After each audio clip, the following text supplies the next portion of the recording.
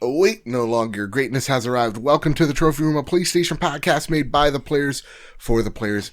I'm your host, Joseph, aka Mr. Badbit, and it is here where me and my best friend Kyle talk about the latest, the greatest, in all things PlayStation. Of course, you can listen to the show wherever you get your podcasts and on YouTube at The Trophy Room. And if you like what you hear, please consider dropping us a 5-star review on Apple Podcasts, or if you really like us, drop us a buck our way over at patreon.com/PS Trophy Room. So with all that said, and with all that out of the way, the greatest co-host, whoever is, whoever will be, Mr. Kyle Stevenson, how are you, sir? I'm doing well. Yeah? A little tired. Yeah. But I am excited to realize just how long this year of 2020 has been when talking about the game, the news stories that we've discussed all year long. Yeah, man, it's been a journey. And with that, I'll have everybody know if y'all go, Joe, you don't sound so hot. What's going on, buddy? I'm currently battling through just a small little cold. So if I'm a little breathy this episode, if I have a little cough here or there, don't worry about it. I'm fine. I'm surviving. A little coffee? Yeah, a little coffee cough. Papa! Papa, you have any licorice for me? Yes. Yeah, like some of that. I don't know. Pass the cola, Papa. You have any peppermint, Papa? Anyway. That said, before I enter the fever dream, I just want to give a little heads up there. This episode is a special one because, yeah, usually we break down the latest and greatest in all the news surrounding PlayStation, but you know, it's holiday 2020 as has begun to wrap up the year that has been. We're going to kind of just go through all the news that made its way to the trophy room. We're going to find out which story. We're going to go through the top stories of the year, starting from January all the way to December. And we're going to find out what was the biggest story in 2020 surrounding games. So with all that said, with all that out of the way, Kyle, are you ready for what has been the craziest year in video games? I'm born ready. I'm ready to do this. Because there are some things that I learned, like some games that came out this year, that I really thought came out in 2019. Sure, yeah. And that's what this year kind of feels like to me. It feels sure. like 3 years rolled into one. Yeah. That said, it's gone by really fast, right? Weirdly, it's hard to describe because there are days where I go like, nah, it's not already Friday. I woke up, it was Monday. There's no way. And then there's other times where it's, I had lunch an hour ago. It feels like days since I last eaten. So it's being at home since March and unemployed, and time just moves weird when you don't have something that you have to go do and leave the house. Yeah. And it gets a little lonely, man. Because video games are fun, but they kind of start feeling like a job, right? Yes. Like for me, they're the only way to socially engage with folks, and that's kind of is the outlet for me. So it's kind of like how we're interacting with games is even changing as well. Yeah, you know. I remember before all this started, I would be like, "Yeah, I'm just gonna." The dream would just be stay home all day and play video games. I have to rethink that a little bit. Like, maybe a couple days out of the week, still play nothing but video games, but I need to go see other people and socialize and go to a movie theater or do something. Open a filing cabinet.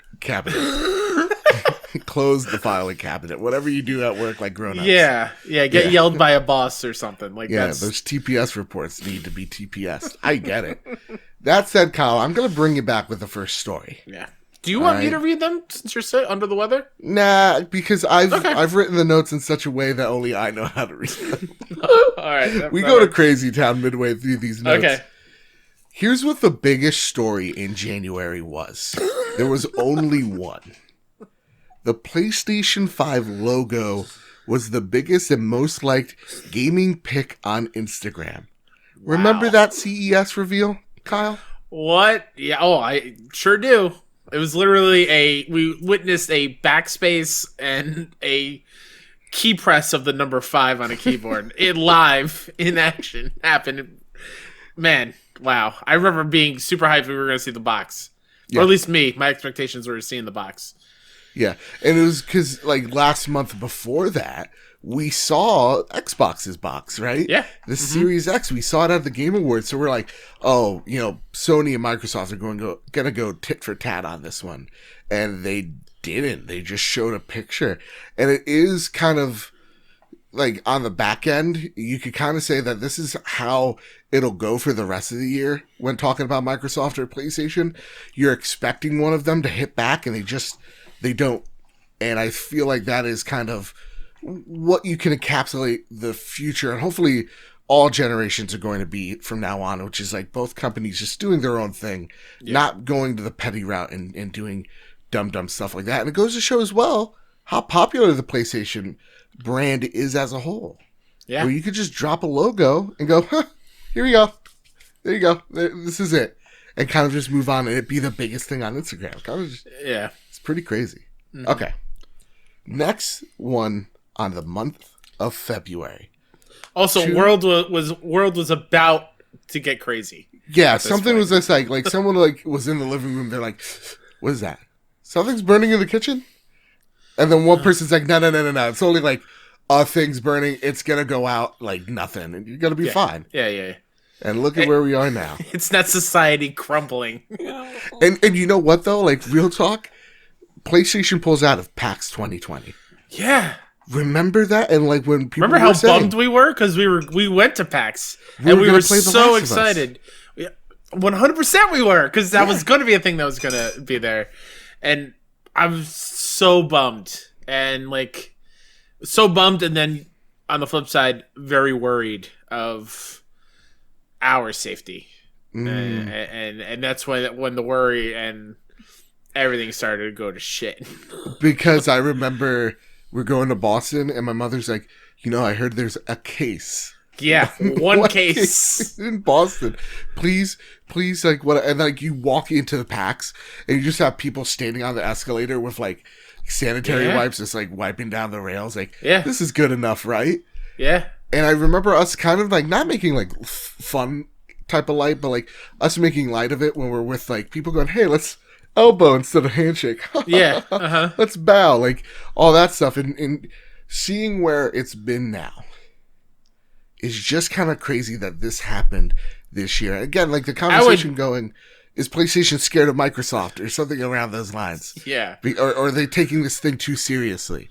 Yeah. Or, they're not going because they really don't have, I don't know, anything to show or something. Sure. That they have The Last of Us. Yeah. I on the flip side of that, how I would kill to just do an elbow bump with somebody in person right now. Right? I'd pay the $15. I'd pay all my unemployment money for that because that's pretty much what it is. Yeah, exactly. It's a crisp $5 bill. And then we have The Last of Us delayed to April. Oh my goodness, man. No way. So when we're talking about all the delays that are happening, we're only going to be talking about really Last of Us, Cyberpunk, and Ghosts for the most part, because everything else is just getting pushed out. We can assume that's not every game's going to make the news because it's delayed. Yeah. So out of February, what is the biggest one here? Because obviously I think it's PAX, right? It's 100% PAX. Yeah. Having a game being delayed seemingly when it's close isn't new. Like hell, Last of Us 1 did the same thing. Right. It got delayed a few months. Yeah, that's easily the biggest news story because it's unprecedented.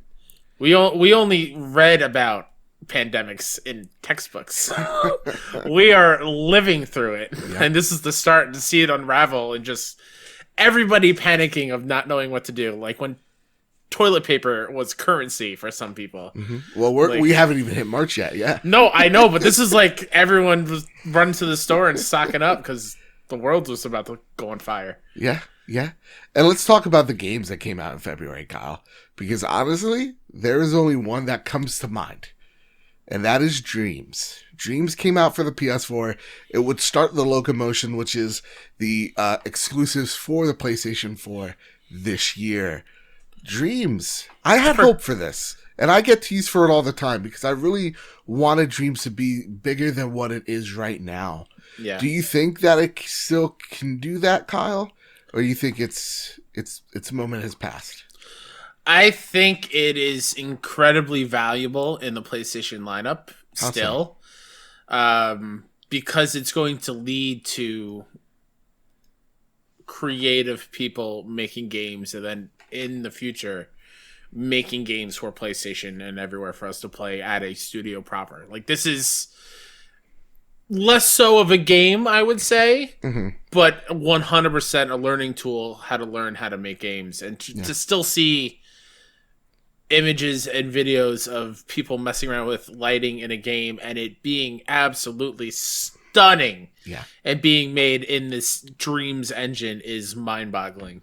Yeah, and even seeing some people getting hired and having this in their portfolio is nuts. So we can try to discredit Dreams all you want, Luke Lore, you suck. But remember, you guys still had Crackdown 3, so how does that feel? March. March. News of March. There's some good news here, Kyle. The Last of Us HBO show has been announced. We sees it. Where were you when you got the news? Are you still hyped for the show, Kyle? I'm still hyped. Yeah. What I still want to know is exactly what it's going to be. Are we following Joel and Ellie? Is every episode going to be the side characters from the games, which is what I want?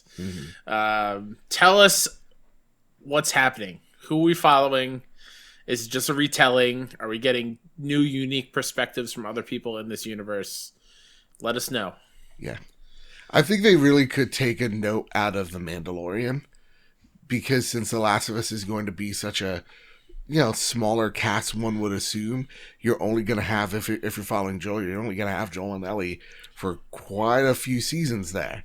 So, I really think a show that is so small, that is Mando in this larger universe, I think you could do the same here for The Last of Us. It's such a small cast. You can have them in this big, horrifying world, and I think it could work out. I remember going home from work. I remember when I had that and getting the news and just being like jittery excited, because this is like, I don't know why we do this as gamers. We look for validation from our hobby. And this was definitely that validation I needed. Absolutely. Yep. I get that. Okay, Kyle. Are you sitting down for this one? I'm always sitting. Call of Duty Warzone came out this year. That's crazy. Call of Duty Warzone came out this year, Kyle.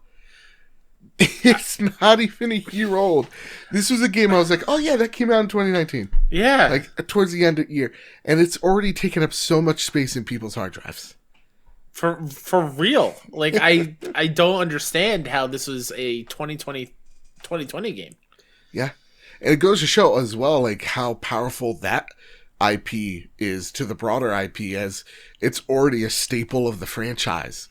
And we already think so much more time has passed when it really hasn't. Yeah. All right, the next one. The PlayStation 5 GDC talk. Mark Cerny, watch your ears, versus the Xbox breakdown with Austin Evans and crew. So, Kyle, that GDC talk was not great. Do you feel like, though, this is the point in the year where the PlayStation 5 marketing truly ramped up, or is this just something we overblew as gamers? 100% our hype and expectations were a little bit overblown. Excuse me. I don't think the talk was bad. I just think we're not the type of people to appreciate the jargon and terms that were being thrown around there. Because, like, we were watching and we saw, this image is, like, burned in my brain. The image of all the chips that say PlayStation 3, PlayStation 4, PlayStation 2, PlayStation 1. And we're like, oh my god, each system is inside the PS5? Yeah. Oh, man. In reality, that's not at all what was being talked about. But, like, for non-technical people like myself, I just see, oh, this could be able to be played PlayStation 1 games and just relying on visuals instead of understanding what Cerny is talking about. Yeah. I think it was a very important talk, just not the most exciting thing to watch. Samesies. I think it's an important talk for the people that want to hear it, want to understand it, but I don't think this talk was the thing that started off the, PlayStation 5 marketing. I think this is the part or the early stages of how marketing folks in the age of the Rona really started to make the mistakes they needed to iron things out towards the middle of the year. And it kind of goes to show how fast industries move and how fast they truly do learn. Because this one, I remember Mark Cerny getting on stage and you had like the, science mystery theater folks sitting the cardboard cutouts. The cardboard cutouts. We're like, what the hell is this? That's not people. You can't fool us. And I understand what they were trying to do, but it just didn't. So yeah, I do think this is us kind of hyping it because, as we go on, I remember me being frustrated of like, why does Xbox, why have we seen so much from Xbox? We see Austin Evans, like breaking this control, the system apart, like pulling it out like it's the nuke from The Rock. And like, we're just sitting there like, was that the thing where they jumped the gun? Was that Austin Evans jumping the gun with the Xbox info, or was that somebody else? No, I think that was someone else. I don't know. We're not an Xbox show. Yeah. You know what? I'll ask Sean. Capri after the show. Next, E3 2020 is canceled. Also, if you hear clinking, that's I have tea. It's tea and it's honey. It's for my throat. E3 2020 is canceled, Kyle. Yeah. Oh, man. Man. Weirdly, thinking back now that we're in December and E3 is usually in June. Yeah. We didn't miss a whole lot of announcements. There still came aplenty. Yeah. So what that means for E3 going forward is very interesting. Do you think there's something, like, there's no way we're having E3 this year? In 2021? Yeah. Oh, I don't think so. No, nope. I even think like Anthony Fauci will be out there with like a poker, like get back. Even PAX with the very what's the word I'm looking for? Bullish approach of when PAX East is happening and PAX West, and I think PAX East being pushed to June-ish. I think even then that is like. What's the word I'm looking for?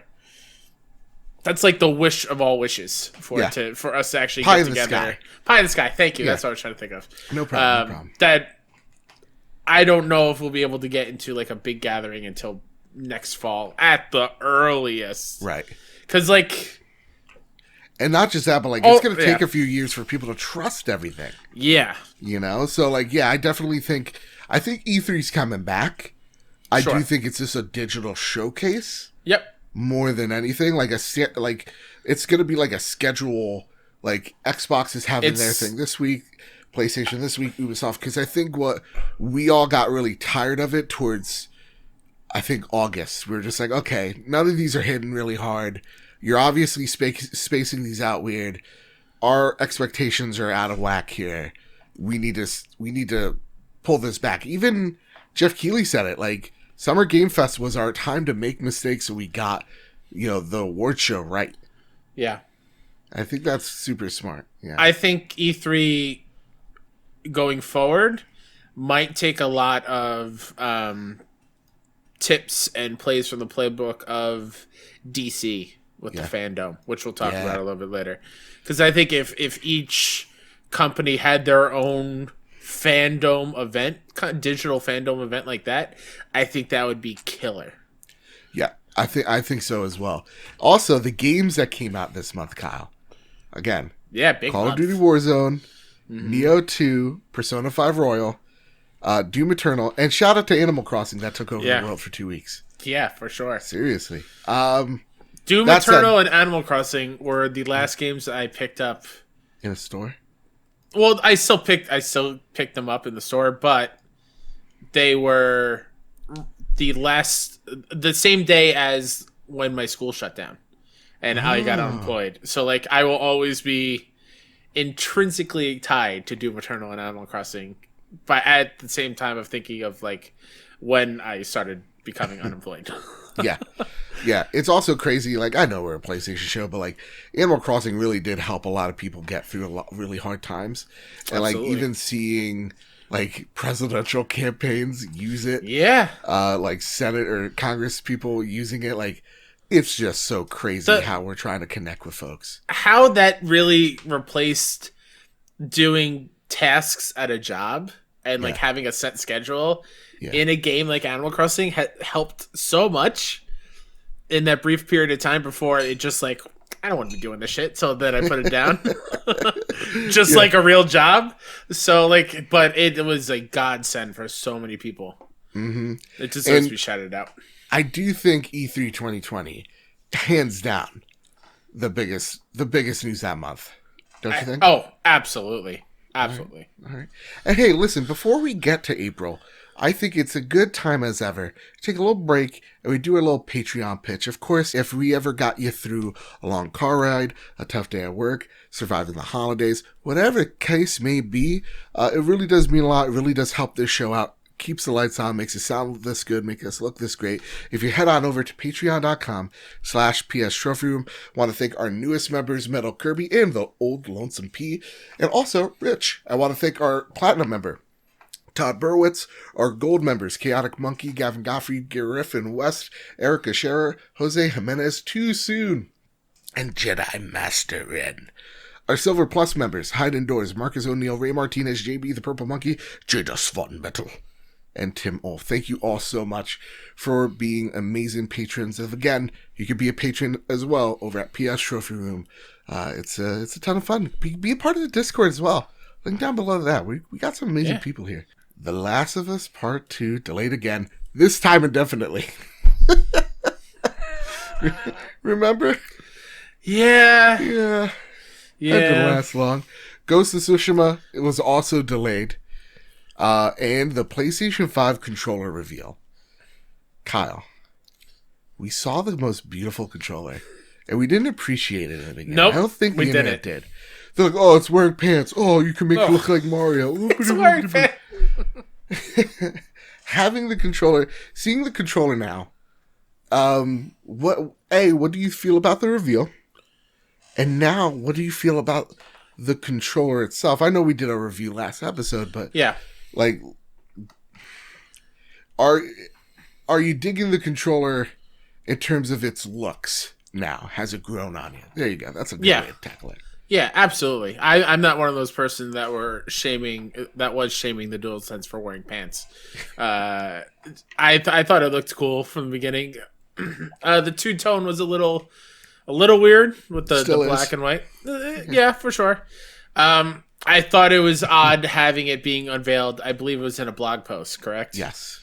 That was a little weird, and this is where, going to what you were talking about the month before, or 2 months before, actually, of what the hell are they doing with this marketing? Why aren't we... Give us more. Why don't we know more about this thing that we're going to spend hundreds of dollars on? Mm-hmm. And it was like frustration was starting. Yeah, I think I was more fed up than you. Obviously, I'm the hothead. And I think I was getting aggravated because it's like every week Xbox is like, so when you lay it down sideways, it does a backflip. It's like, what? Come on. Like it was announcing all this cool stuff. And it's just like, PlayStation, I know you got cool stuff. I'm sorry you were drinking out with Sumage Explode. Do a flip, Series X. Do a flip. Okay. Flop. Like, seeing it in a blog post was weird. Absolutely. And I think at the time it didn't lend itself to how big this controller is. And now holding it, I'm like, this is the best controller. Just bar none. Seeing it behind you on your table behind your left shoulder. Yeah. Oh my God. It's beautiful. It's gorgeous. Just, you get all your hand stuff on the back of it. It gets a little Not gross. me.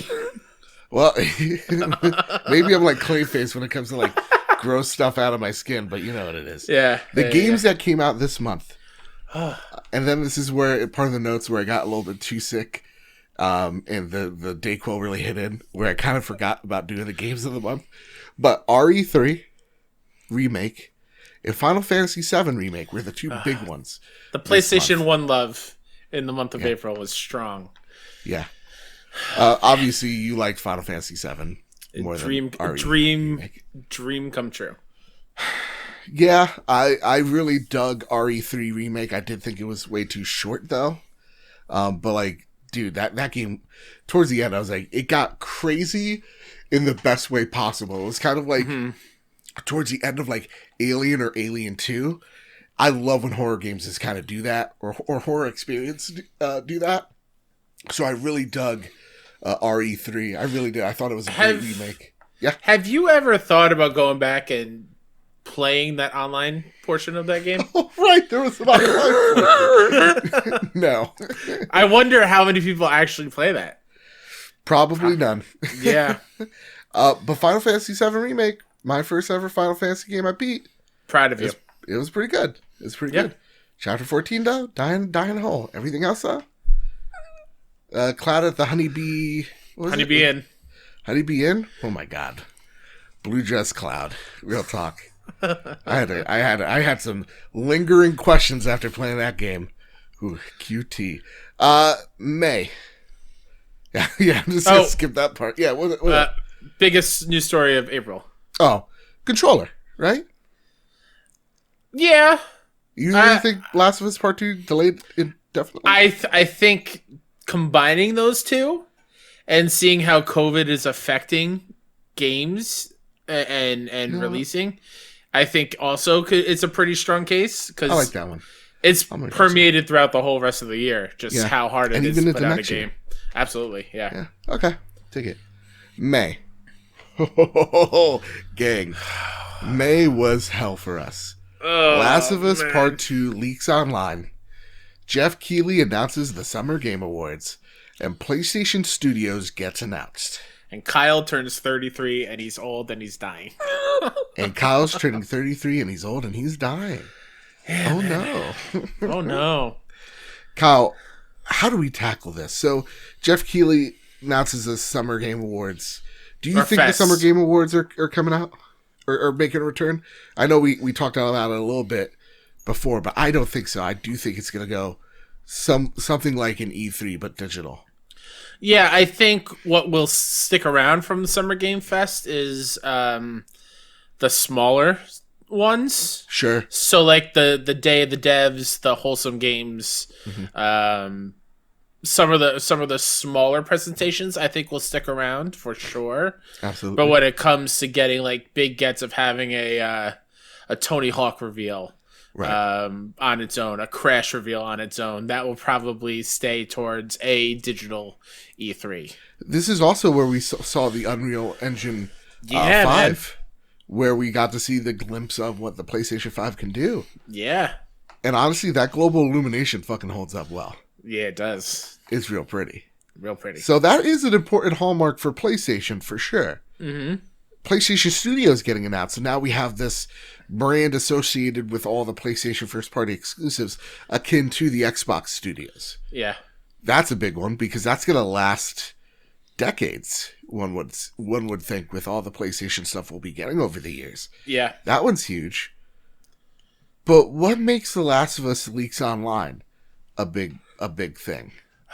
Because I see you, and I immediately think, like, with your facial expression, this is the biggest story this month for you. Absolutely. Because it was such a stressful time.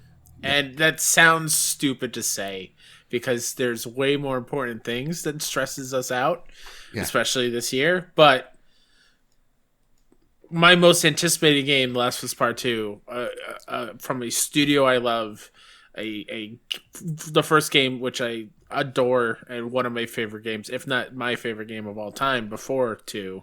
Yeah. Knowing that there are leaks that spoil that experience, and for you to be like, Kyle, don't go on YouTube, don't tweet from our Twitter. I'm protecting you. I already got it spoiled. Like, stay the fuck away. Yeah. Also put a lot of stress on me because A, I wanted to see. B, I felt like that was putting more stress on you, and I was dragging the show down that way. No. And 3, just trying to avoid it as much as possible. And it still didn't freaking work. Thanks, GameStop, for the Funko Pop of a certain character, which I'm not going to spoil in case you haven't played this game. Thanks, commenter, who decided to go to GameStop and ruin it. That was huge, because this, going into, I think, what we've been dealing with the last month or so, just is really highlighting how shitty gamers are. And why we need to do better and call these people out and get them the fuck out of our communities. Yep. Yep. Yep. Like, you cannot like this game, that's fine. You can, absolutely. Whatever. But to just, like, be douches about it, ruin the game for other people, or, go after devs and belittle their work, go fuck yourself. You don't know how long it takes to make a game. Like, I was having this talk, I forget with whom, but, like, I don't think I could ever be a reviewer because I can't talk about something I dislike, because for me, that gives me anxiety because I know I'm hurting someone's feelings. Yeah. Like, I know someone way more talented than me made something, and I'm hurting that person. Mm-hmm. And I want to do that. That's why I only talk about things I like. Or usually, hopefully, 9 times out of 10. So, like, seeing this online, and like, Kyle, I wanted to protect you. You did a fantastic job. Thank you. I remember I was just like, listen, I'm not even going to put your at on no. Because I want one D-bag to be like, Ellie does a backflip. At the end of the show, you were like, you didn't even ask me to pimp out my stuff. You were like, no, Kyle, don't. We don't want one person coming in here and thinking it's funny. Yeah. So I appreciate you for that. Thank you. Yeah. That was a lot, and to see all the devs get so much shit, they are the all-stars. Like, we don't do like the devs of 2020 because I feel like everybody should be highlighted. They did a tremendous job. Here highlights how amazing devs are, and we should respect them and the work they do. So I'm right there with you. And also, the leaks didn't ruin the game for me. I still like it more than the first game. So suck it. And as far as games for the month of May, shout out to Maneater. I needed that game so bad in 2020 up to that point. Just being a dumb game of being a shark and eating people. Like, hell yes, I needed it. Shout out to Assassin's Creed Valhalla. Or not, sorry. That would be crazy if I got Valhalla. I know, right? Odyssey. Yeah. Man, oh man, what a game. Cassandra. I love her so much. She's one of my favorite protagonists of all time. She's also... And before we get into the second half of the year, shout out to Days Gone, a game I finally went back to earlier this year that I really loved. And we just rediscovered, or not, I already knew this, but you discovered your love for Uncharted Lost Legacy this year. Oh my goodness gracious. The best Uncharted. I can't believe it's so good. I missed out. Or was gonna. Oh my god. Yeah. Let's talk about June. June's a month. June's probably the roughest one. Mm-hmm. And you're right, gamers are awful. So there's gonna be like 3 comments on YouTube. I can guess it now. What, you gotta make the podcast political? Guess what? 2020 year in general is the most political year of all fucking time. So get over it. Get used to it. The PlayStation 5 event is delayed because of Black Lives Matter. Let me tell you, first and foremost, Black Lives do matter. Absolutely. If you hate that, you hate me saying that. Yeah. You don't belong here. See ya. Goodbye. Yeah. Have a nice one. Or don't have a nice one, actually. Let's also shout out Trans Lives Matter. Yeah. Black Trans Lives Matter. Yeah. LGBTQAI plus non-binary folks, all their lives matter. There you go. Like, if you can't understand that, see you later. There's the door. Bye. Bye-bye. Bye. All right. Cool. Yeah, and again, we're sitting here. We're having fun. You know what I mean? Yeah. Retrospective on the year. We just love everybody. We respect everybody. ELE. Everybody love everybody. Yeah. If you can't... Name that movie. Name that movie, Joe. ELE. Everybody love everybody. I'm too sick. What is it? Will Ferrell's Semi-Pro.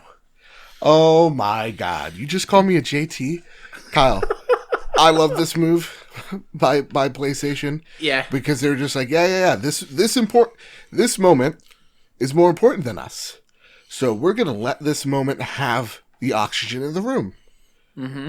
Fucking awesome. That is really props up to them. I want to thank also Emmett that came on that episode with us and had a dialogue with us. Absolutely. That was fan-fucking-tastic. Thank you. Looking back on our year of 2020 here, that is an episode I will always look back on and be proud of because that was such an important and incredibly tough conversation to have, and I'm glad we did it. Yep. Honestly, that is my favorite episode of the show. Because that's why we have this platform. If we're just goofing around, that's fun. That's great. You know, and I like to think that we're all friends here, but like, there are times when we have to have that talk with each other. We got to get real with each other. Absolutely. And I'm so lucky that we got to have this conversation, and so many people, you know, whether it's through DMs, whether it's through the Discord, wherever have you, are like, thank you for having this conversation. Because, like, you're right, Kyle. This is a very political year.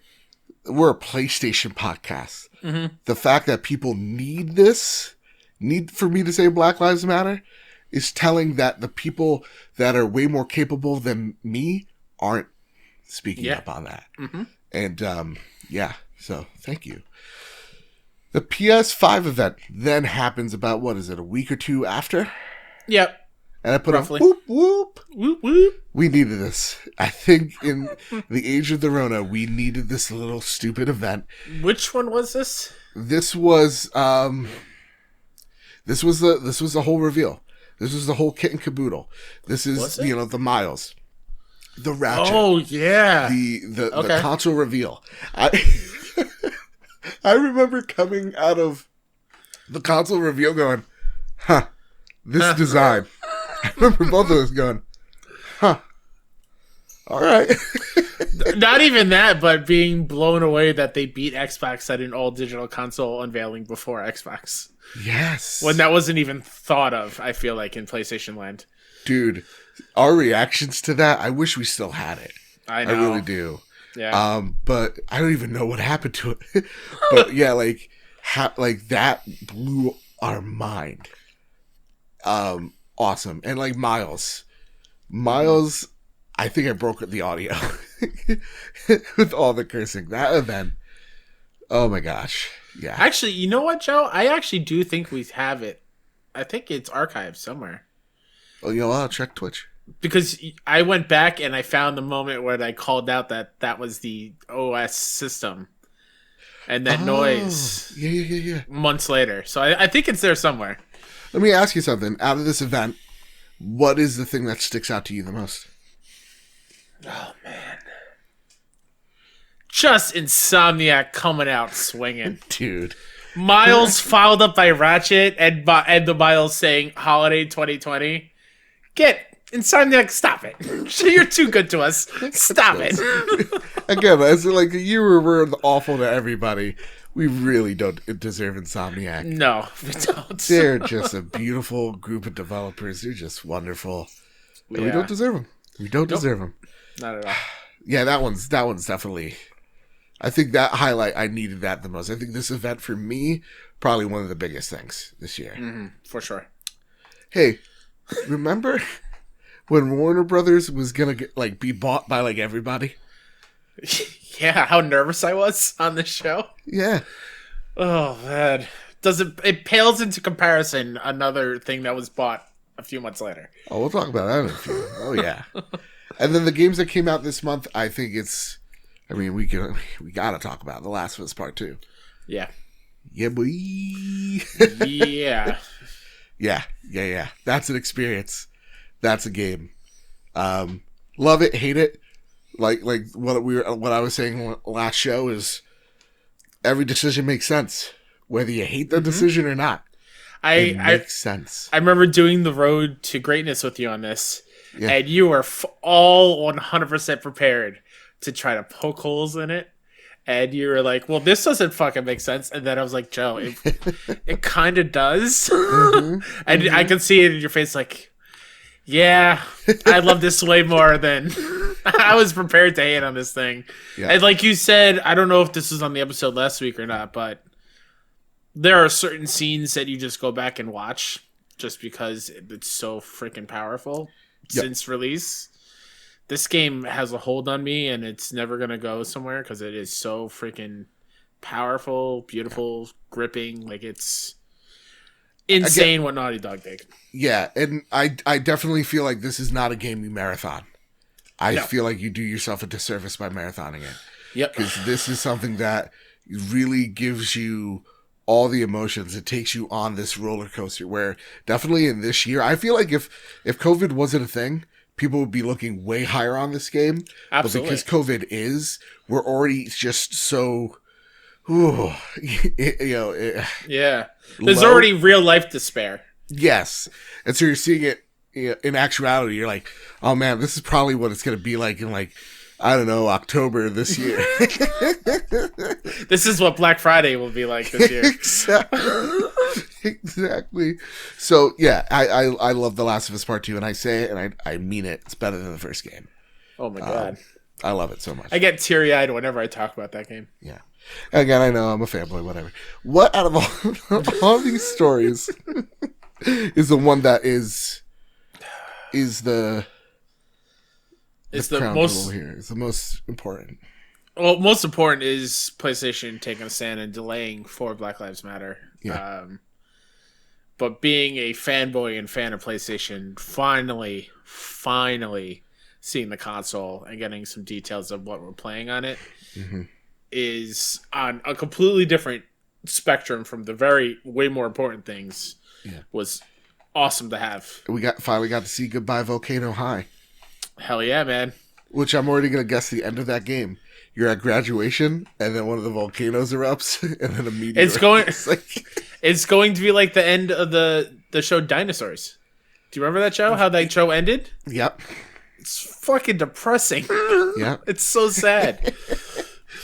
How about this? Let's get out of despair. Let's enter July. Let's do it. The Xbox Showcase BB is what I wrote down. And this is where you can see the fever dream hit these notes. Kyle, we're a bunch of PlayStation fanboys. Right? Yeah. I hate everything Xbox. I loathe them. I think they're the worst. I think in a few years there'll be nothing more but ash and dust. Right. I think Phil Spencer's a big dork. Yeah, he's so handsome, and I hate that he's so handsome and good looking. I can't believe I have to throw out everything green because Xbox just co-opted it. Like it's. Yep. God, also, not gonna lie, that's why I bought a blue one. Dude, I really like the Xbox Showcase. Yeah, I thought it was great. I think though, looking back on it, yeah, there's a lot of CG trailers, and not a whole lot of things that look like gameplay. Mm-hmm. But they came out swinging. Yeah, they came out swinging. Okay. Knowing what we know about Halo, I think that would be like the base thing if we were on the Xbox driver in the absolutely minivan. Yeah. Halo being the journey it's been on. You're not a big Halo fan. What did you think about that gameplay review? I would say yet. I'm not going to hate on Halo. Cortana. It's me, the Chief. How did you feel about the event? I thought it was great. I'm sorry, the Halo reveal. The Halo reveal? I thought it looked super fun. It looked like, from what I watched of Halo growing up, having not actually played through it, it looked like it would have been a killer launch title. And the absolute best reason to own an Xbox, hands down. Yep. And you see it through the marketing materials as well. Yeah. Whatever his face aside. Craig the Brute? Face aside, whatever. It looked like it was fun to play. Yeah, yeah. And when it comes out next year, oh my God, I saw those in-game shots with the visors and everything. That looks crunchy. Mm-hmm. All right, enough about this Xbox stuff. Again, they suck. I hate them. Is Spider-Man Miles Morales coming to the PS4 in a brief stint in We Believe in Generations? What a line. Something that... One of the many things Jim Ryan regrets he says. Yeah. That was a fucking lie. To all of it. Because we both don't mind it. Yeah. Right? We don't care. More people get to play the game. It's fine. But like the fact that you said it and that you immediately showed that it's not really a strong belief. Mm-hmm. It's weird. Yeah. Yeah. Does it take away that Miles Morales is one of the best games I played this year? Absolutely. Yeah. If people were worried that when it comes to Horizon being on both, worried about that quality, don't. It's going to be fine. Yeah. Yeah, and that's what has me hopeful for like things like Halo Infinite. It's just like if you give the game time, if you give the game the developers time to breathe, you treat them with respect, you don't crunch them over time, maybe that game's gonna come out real good. Maybe it's gonna come out real neat. And I think with Horizon having so much time in the oven, and I really think that game's gonna come out. It's gonna be great whether you're playing it on PS4. I think it's gonna be even greater on PS5. Yep. Yeah, so what do you think's bigger here? The Xbox Showcase, remember we're a PlayStation show, or Spider-Man PS4 and the brief belief in generations?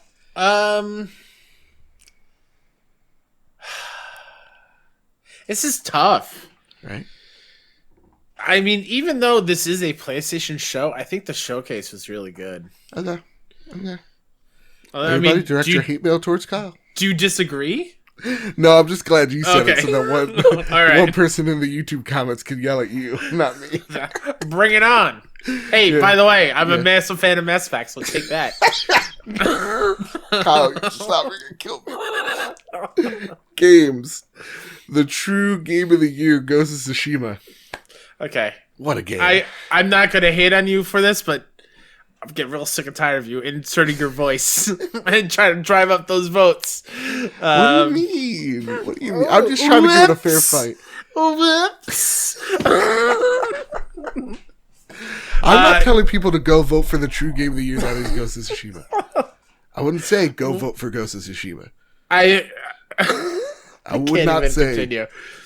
Vote for Ghost of Tsushima for the Trophy Room Awards. I wouldn't say that. Vote with your heart.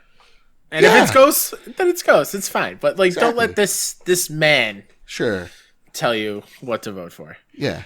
What a game. I loved it so much. It's amazing. What Sucker Punch did after Infamous and then doing a completely different game with nothing really supernatural at all. It was very grounded. Absolutely stunning. It is a phenomenal game. And we were very spoiled in PlayStation Land. Yep. For Last of Us in June, Ghost in July, August we had another big game that we sunk a lot of hours into. Yep. It's just, Ghost to me. I talk to you because I think a lot about Game of the Year towards the end of the year. I really go back and forth, but knowing that I believe under 70 people worked on this game, and how many times do we get a vision like this, authentic to, from what we've heard, from what people keep saying, authentic to the world in which it's based in terms of it being in Japan, having Japan Studio help make sure that this game was authentic to the country was awesome, and it at the same time playing on the folklore.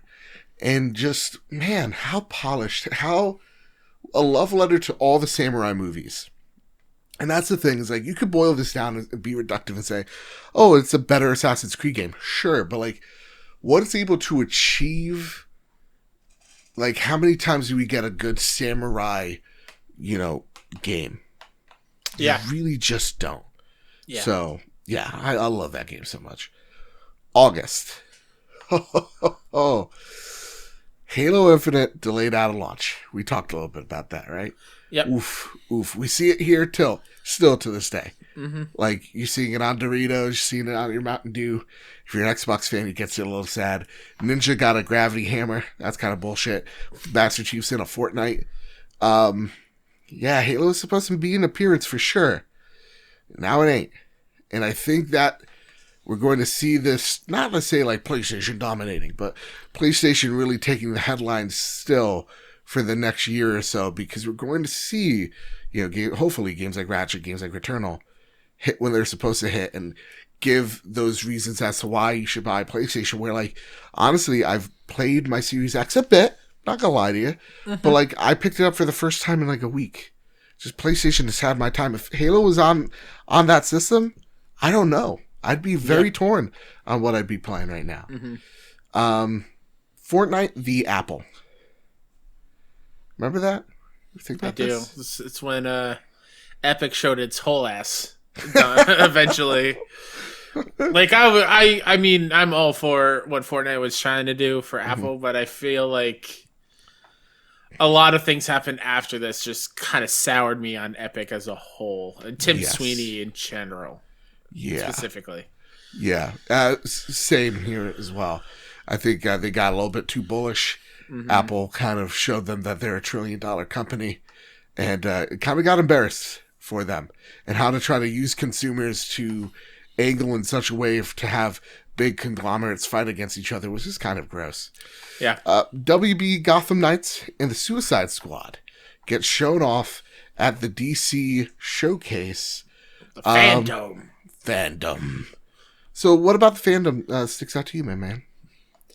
I mean, just presentation alone, how it felt like it was every hour was on a specific thing. So, like, there was a Gotham Knights hour, there was a Rocksteady hour, there was, an hour for Wonder Woman, for Matt Reeves' Batman, which, oh my god. So, like, I loved how it was, like, mini podcasts linked together all on a specific thing, which, going back to what we talked about earlier, how E3 might run, like, if they do that for this, and just have a PlayStation Day, a 12-hour block of, like, you'll see a traditional E3 style PlayStation conference, but before that you have like devs talking about their games, like a retrospective on Ghost or Last of Us, or like I'd be glued to my seat all day. Like I would watch the whole thing. And then we have Fall Guys. That's the game you're playing. Yes. Honestly, I think this takes the news as well. Fortnite just took over video games for a good solid 2 months, and it's still going strong, man. Like, now we have private matches. Yeah. Like, awesome. Although I will say, I don't know, when was the last time you logged on to it, Joe? When we did our little 4 days ago. Okay. Before season 3. Okay. Why? Now, I logged in today, and the ninja costume was put up in the store because he did the charity thing that they were doing. Oh, okay. Well, I was like, and now everyone and their mother is wearing a ninja costume, and it makes me sick. But it's for a good cause, right? It's all like it's for a great cause. It's just like everyone's wearing it, and it's just it bums me out. Yeah, Ninja's a tool, anyway. But you don't know. He's not. No, you gotta stop being that. That's true. It's cool because he did it for a good thing. It is true. Yes. Yeah, I think that goes. I think that takes. Yep. Fall Guys is the thing for that month for sure. Okay, September. How are we gonna tackle this shit? September was a year in itself. Things happened. So the Xbox Series S and X were revealed and priced. Remember, it got leaked and shit, Kyle? So that's where it is. Yeah. Mm-hmm. Yeah, it got leaked. I remember midnight. Around there, it got leaked, or like 11. We saw the Series X or S, and we were like, whoa, that thing is small. Yeah. And seeing its price, $299 to $599, or sorry, $499. Xbox handled it like champs, man. Yeah. Shout out to that PR team for literally confirming it at 3 a.m. in the morning and then having a video ready by 9. Like, not the way you want to announce it, but you have to roll with the punches, not pretend it doesn't exist. So, shout out to them. Versus the PlayStation 5 Showcase and pre-order disaster. Kyle, while I have a coughing fit, talk about the showcase and then the pre-order hootenanny that happened after. Yeah, I think the showcase was pretty solid. You had Miles gameplay for the first time. You had a couple of really exciting surprises for me, like Hogwarts, the Hogwarts game finally being unveiled, the dream game of mine. And oh my god, there was another big thing. Ragnarok being shown? Thank you. Yes, ending with Ragnarok, and whew, that was hype. But then you get into the pre-order thing where as soon as we were done, me getting worried about not finding a pre-order, which, spoiler alert, is still happening for a lot of people. Yeah. Me calling my GameStop, realizing they had just a few select quota to be able to pre-order, and then book it drive 15 minutes, made it there in like 7, like barely got there in time before the line formed. So after them saying like, we will tell you, we will give you adequate time to plan out your pre-order thing, which was not true at all. Retailers just jumped the gun. And now it seems like both of them have kind of given up. Yep. Even going, okay, so we're going to have one in 5 minutes. No. Congratulations. Yeah. And we have 5. It's kind of like the Joker scene. But just imagine Jim Ryan's face as the Joker going, we're going to have tryouts. And like breaking a pool stick, throwing it on the floor. You know. Best of luck to you, Emmett. Hope you get it. Yeah, please. Always root for him. Always root for him. Always. So, yeah. What a disaster of a pre-order. It was bad. And honestly, it's not, I would say, that's why I was about to say, that's why it's the story of the month for me. But no. It's not even. Like, we could talk about Amazon Luna. That's cute. The reason why I have it here is like, who knows what this thing's going to be? Like, honestly, who knows? Amazon's already a thing that a lot of people have with Prime, so it's I think a little bit different from Stadia, where so many people already use Prime. Yeah. So if it's tied to that in any way, it's way easier for people to get into it. Yeah. And Jeff Bezos just owns half the world at this point. Yeah. And then like Tomlin and the whole Spider-Man remaster controversy. What we look back and like, what small issues we had. I love how you take it and it's not even the correct last name. It's supposed to be Hamtalland, not Tomlin. Oh, sorry. Again, your medication was starting to show. Yeah. But it really is the biggest story of the month. Yeah, hands down. Xbox acquires Bethesda. What the fuck is going on? Oh my god. We still don't know what this is. What this means. Like, you got investors saying, oh, don't worry, it'll be on other things. And then you have Xbox going, well, we'll play it by ear. Like, Xbox acquiring Bethesda for $7.4 billion. More than Star Wars, more than Marvel. Like, that is... It really does show you Xbox is here to stay. Yeah. And I think this is... There's something I'm a little bit worried. I think we cheer now, and I think we're going to look back on that. Maybe we don't as much, because I think this does spell the beginning of consolidation of the marketplace. Like, if Google enters and they go, okay, you know what? We want to do this for realsies this time. How much is 2K? They're going to buy it. You know, Jeff Bezos owns half the world. He's in every single room. He's with you when you sleep. That's how he sleeps. Yeah. He's a hive mind. If he wants to make Luna truly competitive, he could walk over and buy EA tomorrow. Yeah. And I think as we cheer for the Xbox acquiring Bethesda, I do think we do need to take a step back and go, is this really what we want? Huge companies buying up other huge companies and making the industry a bit smaller. Yeah.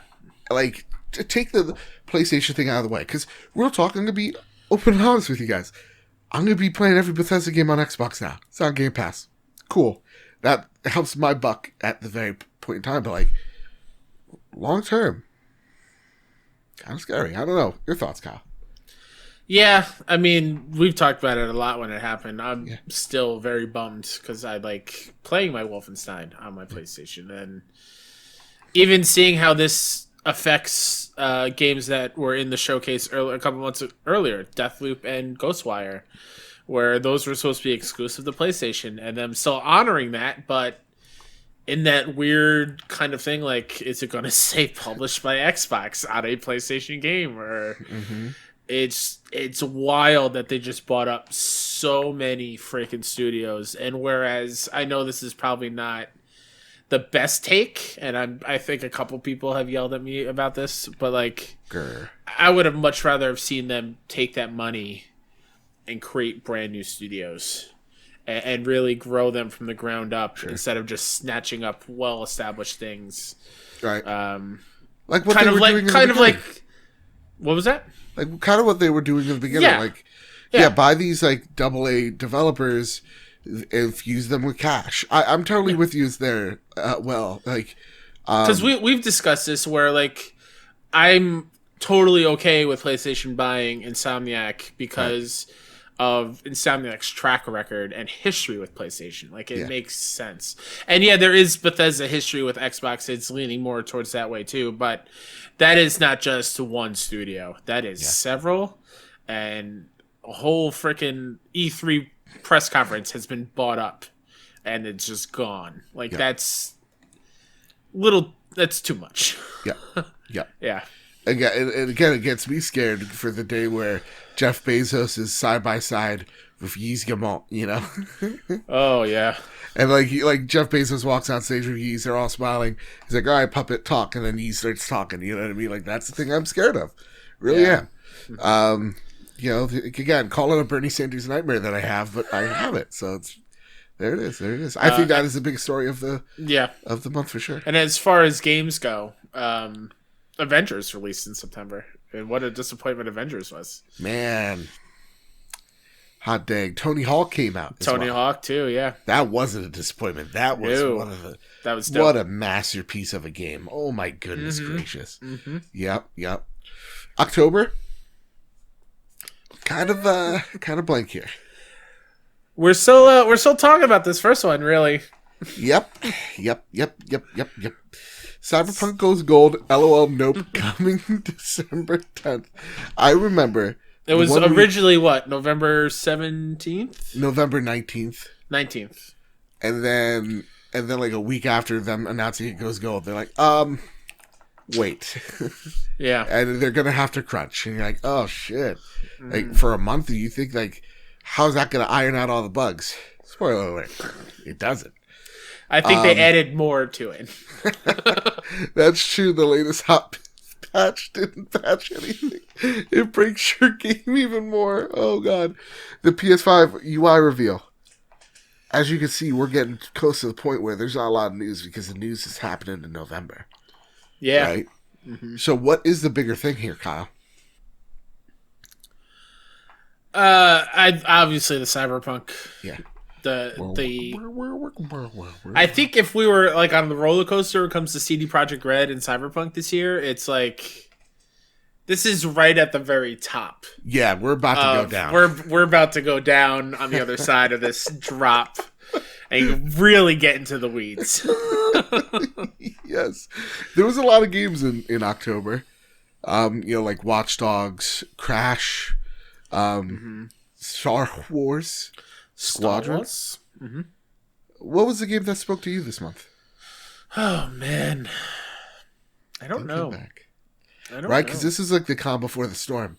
Like, why get into anything? But you know what game I almost forgot? Ghost of Tsushima Legends, the game that keeps giving. Oh, yeah. There you go. That was really good. Oh, what a good little surprise we needed. Let me see. What game did I play in October?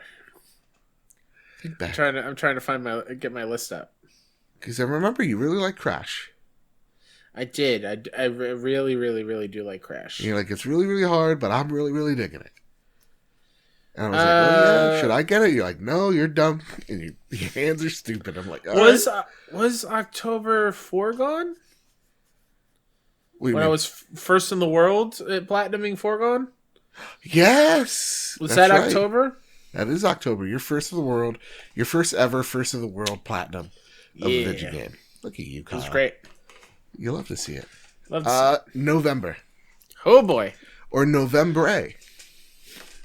For our Spanish speakers out there. What up? I see you. I'm sorry, ancestors. I know I probably butchered that one. My grandpa looking down like, I don't know him. PS5 and the Xbox launches. Baby, $70 games are here we go. Obviously, this is the biggest thing. Yeah, right? For sure. And we've been at length here. Best launch ever. Yep. I loved it. And maybe it is because of this year of just like how shitty things were that we just needed something to be excited about. Mm-hmm. Man. Yeah. And this only happened a month ago, and it feels like 3. And to think, Joe, a month ago, right? Yeah. The hundreds of hours that we've used on this console already in a month is kind of crazy. Over 67 hours in Demon Souls. Uh-huh. alone. Yeah. It goes to show what a man. I will always remember that day because of how weird it was. But like waiting for a FedEx truck and that, like, you know, real world shit just took a backseat for just a second. Mm-hmm. Mm-hmm. And having this was something I really needed. Absolutely. Hitman devs are making a 007 game, baby. IO Interactive, let's go. Now I understand what you meant by the notes are a little drug infused. Yeah, man. Dude, just, again, so awesome. Yeah, 007 I can't game. wait for that. Oh, so dope. All right, here we go, December. And games, just the launch lineup. Yeah, just the launch lineup. Astrobot is the highlight. Mm-hmm. It's just, it's too good. December, or December. Oh, God. I'm nailing it. Nailing it. Also, yes. Wait, no, is that December? Uh-oh. What happened? When did we get a code for Immortals? Was that December? That was late November. Okay, shout out to Immortals. Great game. Go play that game, please. Seriously, it's only $40 right now, I think. Please. It's seriously so good. It's so We're going to be talking about it next week for a little bit for the most anticipated games, but I think I also want to throw in a few for the underdogs of the year, the biggest surprises. That game, definitely one of them. December. Kratos and the Master Chief come to a fork knife. And Daryl and Michonne from Walking Dead. Yeah. But, like, how crazy is this where I got to play as the Master Chief on the PlayStation 5. With Mimir. And then his glider was the Millennium Falcon. That's... Wow, Fortnite. Here's boggles my mind that we're in this time in history where video games play nice with each other. Yeah. Here's a completely original thought that I made and none of my friends made, just me. Uh-huh. Fortnite, the reason why it's so cool is it's literally action figures the game. Again, this is me verbatim, not anybody else throwing this out. Yeah, it's the first time I've heard it. Yeah. Is that, like, seriously, it's like you're playing with your action figures on the sandbox. Because I'll be playing as Kratos, and I'll see Master Chief right beside me, gliding along together. Like, it is just so crazy how Fortnite has just become another side of marketing for so many folks. Mm-hmm. And how successful it is at doing that. It's crazy. It does make me very sad. Why? That there are some kids out there, like, when they see the next God of War game, like, oh, there's the guy from Fortnite! Yep. That makes me a little bit sad. He does not do the floss like he does in the original game, Fork Knife. Yeah, I think it makes me feel old when, like you said last week, where, like, Sackboy is someone's, Mario 64. Yeah. And all of a sudden I was like Matt Damon at the end of, Saving Private Ryan. So, yeah, I get it. Uh-huh. Last of Us Part 2 dominates the Game Awards. Now that seems more recent. Yes. Yeah. Yeah, man. Again, very happy that it dominated. Mm-hmm. Just would love to see a little bit more diversity. I hope, like, real talk, I hope the Trophy Room Awards is not like everyone's The Last of Us. I want some diversity in there. Yeah. But again, well deserved. And then CD Projekt Red gets cyberpunked. PlayStation delists the game. Offers you full refunds. Xbox follows a similar suit where it's allowing all refunds, doesn't matter how long you played it. And on the store, it says that this game might be bug filled. And Best Buy is also offering returns on this game. Mm-hmm. Wow. Might as well just call this month December Project Red. Because it really has taken over the month of just like the anticipation of it finally getting our hands on this game after 8 years, right? Yeah. Coming out and just being so disappointed and seeing how it didn't run well on consoles at all. And even bugs on the PC side of things, even before people got to play it. The like once again, the community showing its whole ass and attacking Callie and Liana for doing great journalism in games, and just come on. It's been a very unnecessarily heavy month. Yeah. Where at times, Joe, I'll be completely honest, I'm tired of being a gamer and being looped in with these fucks. Yep. Excuse my language, but like I'm tired.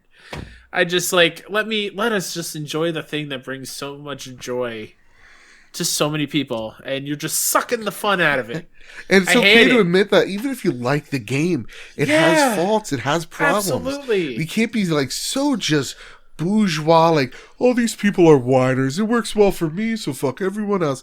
It's like, no, like, you're right. And you know what? We're renaming it. It's the Cyberpunk saga. Because you have it where, you know, the game's review is only on the PC build.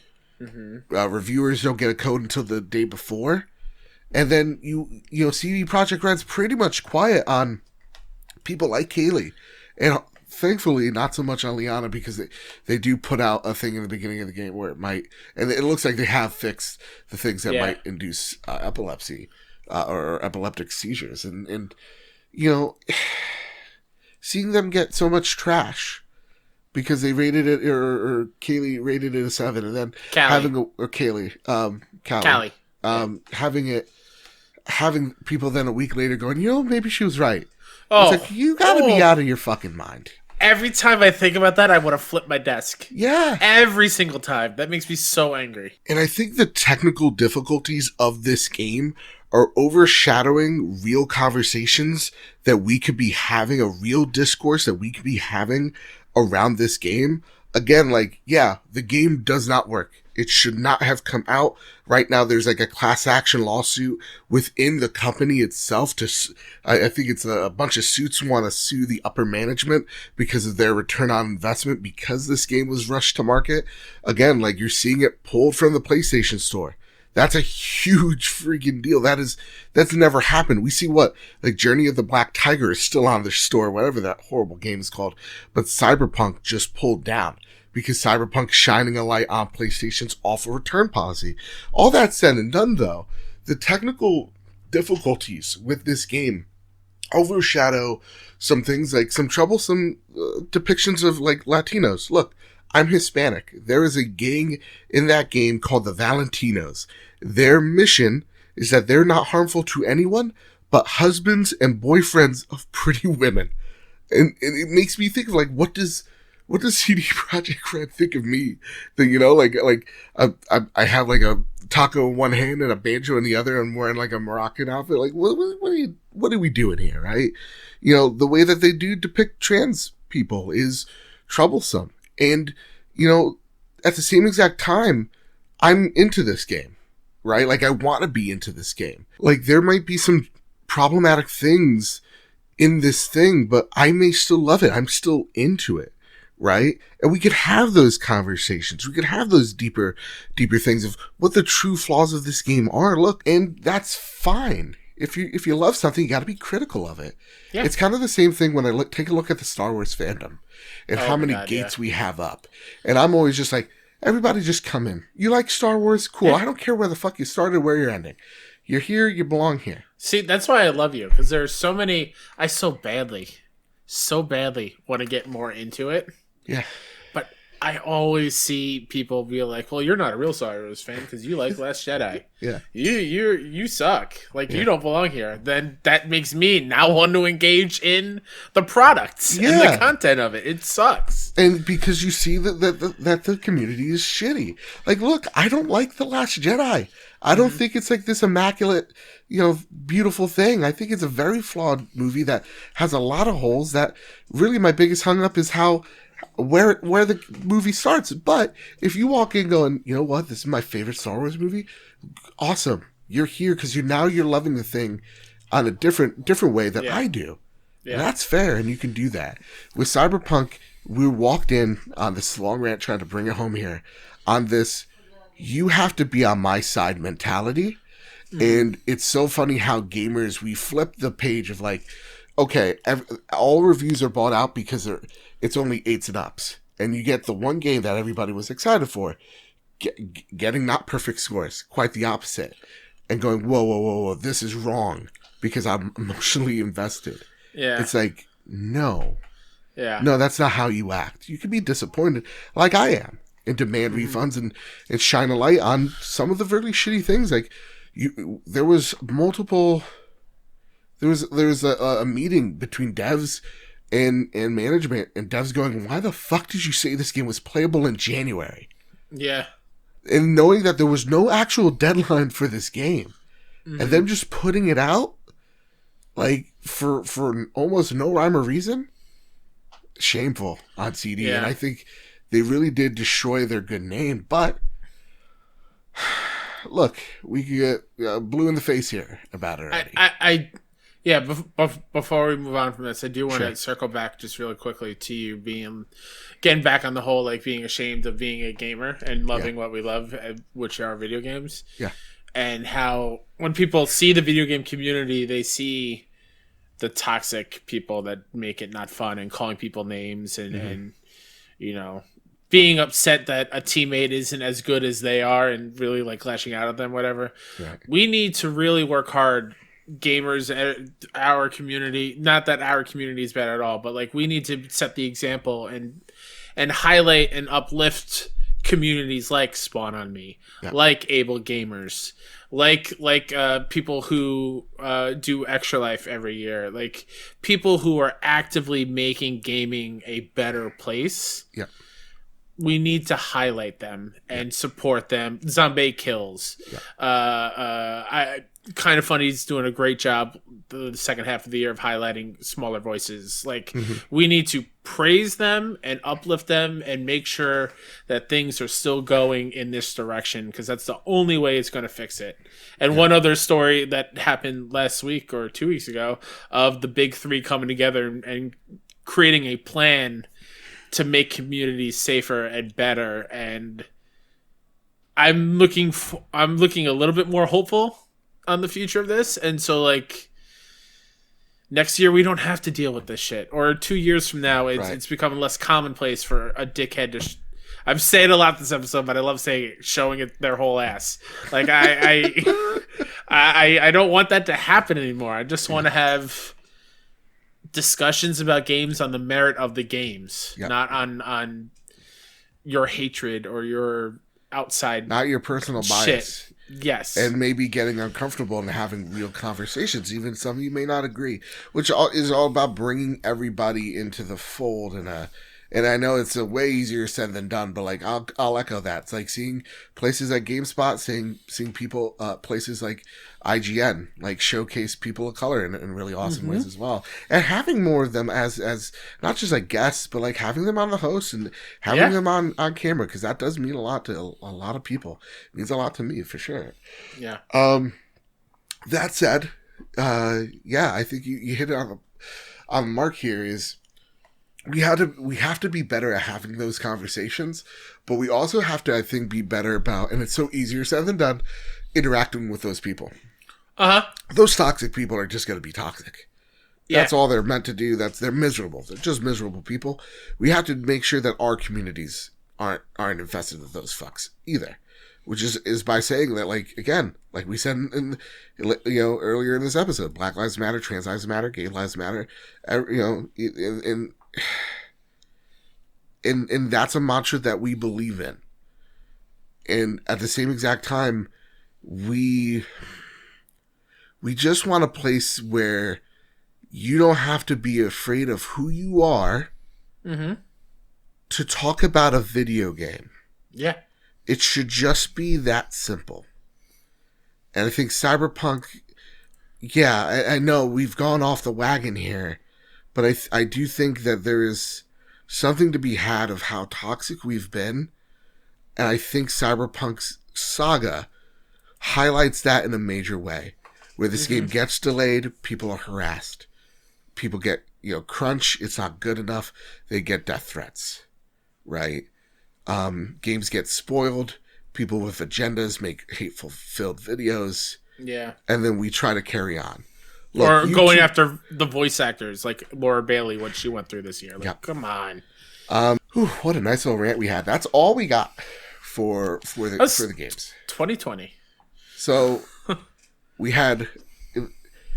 We're gonna just eliminate it. Like eliminate topics here. We're gonna get to yay or nay. What's the biggest story of the year that defined this year? PlayStation pulls out of PAX. Yay or nay? Is that making the cut to like the top 3? No. Okay. E3 2020 is canceled. Do you agree with that one? I do agree with that one. Okay. Because I do think that shapes the way that we interact with, how games are advertised and marketed. Mm-hmm. For years to come, Last of Us being delayed again, indefinitely, with Ghost being delayed. Also, I agree that E3 should be up there. Yeah. I got it. Okay. It's on my thumb right now. I don't think this one is it. April, no. I do think the May one is, though. Last of Us leaks online. Yeah, I think that was huge for PlayStation Land. The PS5 event. Them delaying it, and then the event themselves. Okay. Yeah, I think so. I think so as well. The Xbox Showcase BB? No. Nah, this is a PlayStation show. Come on, Jim. Get your head out of your ass. August, Fall Guys. I don't think Fall Guys gets in. No, not beating those 3. Okay, this one, no-brainer. Xbox acquires Bethesda, makes the list. Yeah, it does. Okay. October, I don't think any of them make the list. Cyberpunk goes gold. Nope. Again, that's the bottom of at the top of the ride. November, PlayStation 5 and Xbox launch, sure. Out of those, though, I don't know. I don't know if it beats those. The launch of the PlayStation 5. When it comes to when you talk about news stories of 2020, I don't know if it hits on the same level as the others. My iPhone disagrees, but okay. Okay. I agree. You know what? And also, like, how important are our launches in long term? Yeah. I think you're right. The Cyberpunk drama where we lost track of ourselves. Yeah. And got lost in our emotions. That's a number 5. Yeah. Yeah, I think that's rightfully so. So, let's go through the list again. And now we really gotta go through this. All right, okay. We got five up here. Mm-hmm. I think E3 still stays. I think that's really big. Yeah. The Last of Us leaks. I don't think we're gonna remember them in time. I don't think they're gonna have like. If I'm defining the year, I don't think that's here. So, okay, keep going. I have a thought, but I'll wait till the other ones come up. The PlayStation 5 event. Coinciding with Black Lives Matter. I don't know if the event itself beats out E3 getting canceled. Personally, for me, I don't think it beats that. And honestly, at the end of the day, when we were like, who wins E3 or whatever, who had the best showcase, that never really fucking matters. It just matters to our emotions. Sure. I want to be a robot. Okay, that doesn't make the list. Yeah, Xbox acquiring Bethesda's number 3. That definitely stays. Yeah. So we got E3, Last of Us leaks, and Xbox acquires Bethesda. And then we have... And Cyberpunk. Cyberpunk. Yeah. So here's where my thought from earlier comes in. Okay. I feel like I can... Because we're talking about the biggest news story of 2020. I feel like we can combine shitty-ass people with the Last of Us 2 leaks with shitty-ass people with Cyberpunk and just be like toxic gaming communities as a whole. I think really is a top 3 thing, I feel like. It's true, but then that's multiple stories. That's fair. That's why I'm saying, you know what? Let's not give those toxic fucks the oxygen anymore. I agree. Yeah. And that's why we just toss them out. Fair. But I also think in the case of controversies, Cyberpunk Saga will have ripple effects of how Sony will handle if they handle their return policies. That's why I think it stays. So what? We eliminated 1. We have 4 still. Yeah, we have 4. So now we have E3. We have the PlayStation 5 event. We have Xbox acquires Bethesda. We have Cyberpunk. This is a very hard-hitting thought piece. I really don't think the event should still be there. All right, it's gone. You're right. I don't think so either. Grand scheme of things, now we have Cyberpunk. And once again, I want to make this very clear. The event itself, not the Black Lives Matter movement that was happening around the same time. Right. Because I know there's going to be a commenter or two be like, what? No, well, you were wearing a red hat when you said it. So, E3. Cyberpunk. Make PlayStation great again. That's right. Get rid of Jim Ryan and install me, Mr. Badman. I'm going to fix this crazy train. Cyberpunk, Xbox acquires Bethesda. And E3. Whew. I think this is when Cyberpunk goes. Yeah. We say goodbye to the quartering. It is. Good God. It's monumental for sure, especially with like delisting the entire game from the store. Yeah.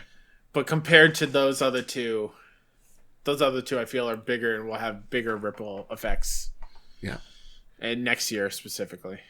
And honestly, we get to E3 being canceled and Bethesda being acquired by Xbox, and I think Xbox acquiring Bethesda is the biggest story. Because think about it, even if E3 changes, even if it ceases to exist, Xbox acquiring Bethesda, you said it yourself, they would be acquiring a time slot at E3. Yeah. They'd have a bigger say at E3. And yeah, they have now a dozen studios working there, right? Yeah. So I really do think that one is the one that takes the cake. I'm leaning towards that as well. The E3 thing, I think, has a couple different things going for it for being a big news story, where video games and video game news, usually that's like video game Christmas. Yeah. For a lot of people every single year. So the fact that it was missing this year could have been huge, but I think with the Summer Game Fest stuff, it did offset that little bit of heartbreak and little filled that void of E3 not being there. But also, I think with it being canceled, another part of that story would be we don't really need it anymore either. That's true. It's kind of like a double-edged sword kind of story going on. But Xbox acquiring Bethesda is gigantic. Yeah. So I'd be totally okay with that being the biggest news story of 2020. There you have it. That's what we say. Xbox news here on the trophy room is the biggest news. You sons of guns, you. I don't know how you did it, but you crazy bastards done did it.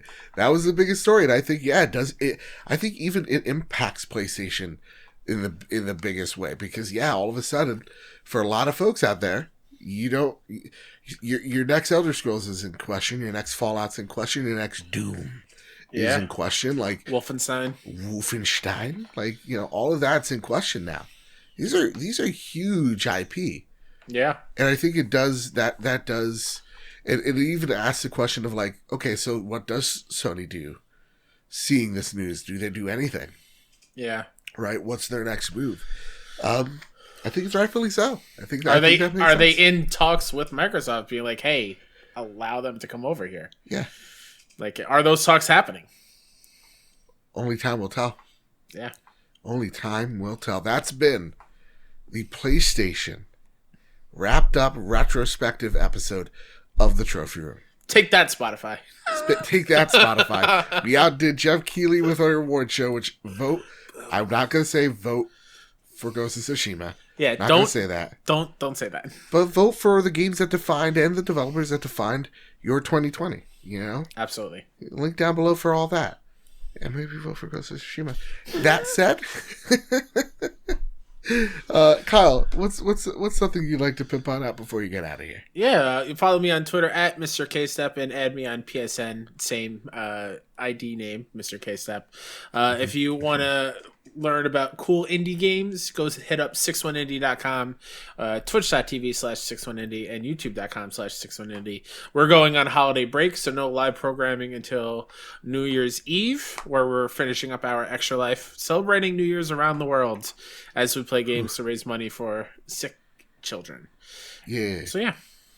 You can find this show over at PS Trophy Room on Twitter. You can find me over at Mr. Badbit on Twitter. You can find the video version of the show on YouTube at The Trophy Room Show. You can find the podcast on wherever you get your podcast services, wherever, whether that is your Apple Podcasts, your Spotify's, your Google Play.